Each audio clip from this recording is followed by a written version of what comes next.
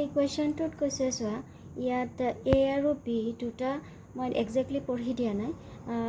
কুৱেশ্যনটো বুজাই দিছোঁ ইয়াত এ আৰু বি দুটা বেল আছে বেল দুটা কি হ'ব এই বেলটো 30 মিনিট পিছে পিছে বাজিব আৰু এইটো 25 মিনিট পিছে পিছে বাজিব আৰু কৈছে কি বেল দুটা একেলগে ৰাতিপুৱা 6 বজাত বাজিব তাৰ পিছত প্ৰশ্ন হ'ল তাৰ পিছত আকৌ কেতিয়া একেলগে দুইটা বেল বাজিব এতিয়া এইটো কৰিব লগা হলে আমি কি কৰিব লাগিব মানে যদি ইয়াৰ পিছত আকৌ একেলগে বাজিব লগা হয় দুইটা বেলৰ যেটো টাইম আছে সেই টাইমটোত একেলগে বাজিব লগা হলে এটা কমন টাইমৰ প্ৰয়োজন আমি সেই কমন টাইমটো উলিয়াব লগা হলে আমি দুইটা টাইমৰ আমি এলসিএম লম মানে এলসিএম ললে সেই টাইম দুইটা টাইমকে আমি এটা কমন মানে এটো দিও 30 দিও ডিভিজিবল হ'ব আৰু 25 দিও ডিভিজিবল হ'ব তেতিয়া হলে আমি 30 আৰু 20 ৰ এলসিএম যদি আমি লও তেতিয়া হলে কি হ'ব 5 দি ডিভাইড কৰিলে 6 আৰু 5 হ'ল তে এলসিএম হ'ল 5 * 6 * 5 ইজ ইকুৱেল কিমান হৈ গল 150 তে 150 হ'ল ইয়াত 150 হ'ল ইয়াতে আমি এটো 150 টো যদি আমি মিনিট বুলি ধৰো তেতিয়া হলে ইয়াক আমি ঘন্টালৈ লৈ যাম ঘন্টালৈ নিলে কি হ'ব ইয়াক 60 দি ডিভাইড কৰিলে কি হ'ব এটো 60 দি ডিভাইড কৰিলে মই ইফালে দেখাই দিছো 150 60 দি ডিভাইড কৰিলে কি হ'ব 0 0 কেনসেল তেতিয়া কি হ'ব ইয়াত 2 গল আৰু 3 থাকিব 3 থাকিলে কিমান হ'ব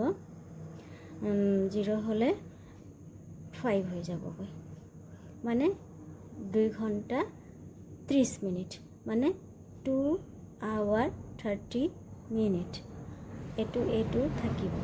তে এই 2 ঘন্টা 30 মিনিটৰ পিছত আকৌ বেল দুটা একেলগে বাজিব তাৰ মানে আমি সময়টো এতিয়া কেটা বজাত উলিয়াব লগা হলে আমি কি কৰিম 6টা বজাত বাজিছিলে এবাৰ 6টা বজাত একেলগে বাজিছিলে AM আৰু এতিয়া 2 ঘন্টা 30 মিনিটত বাজিব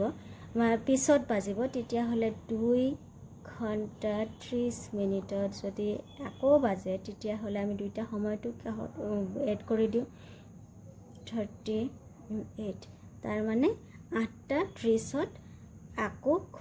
বেল দুটা একেলগে বাজি উঠিব ইয়াতে অপচন দিয়া আছে 8 AM 8:30 AM 9 AM আৰু 9:30 AM ইয়াত B is the right answer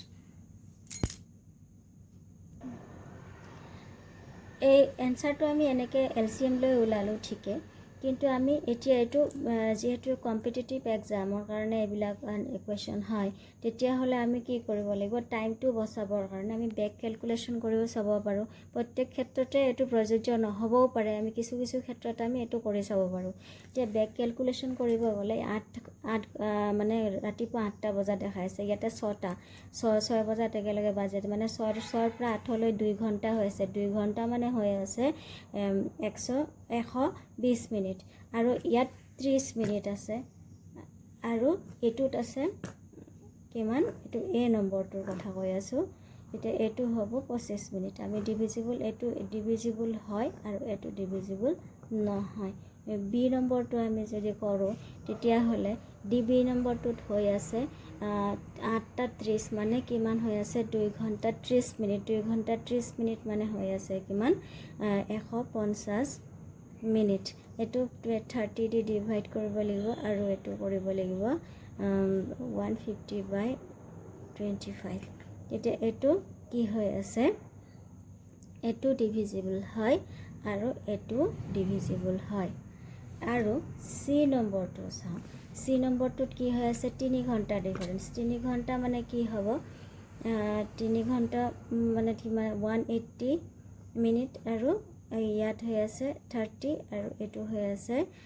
180/30 এটো ডিভিজিবল হয় এটো ডিভিজিবল নহয় d2 চাব গলে আমি কি কৰিম এটো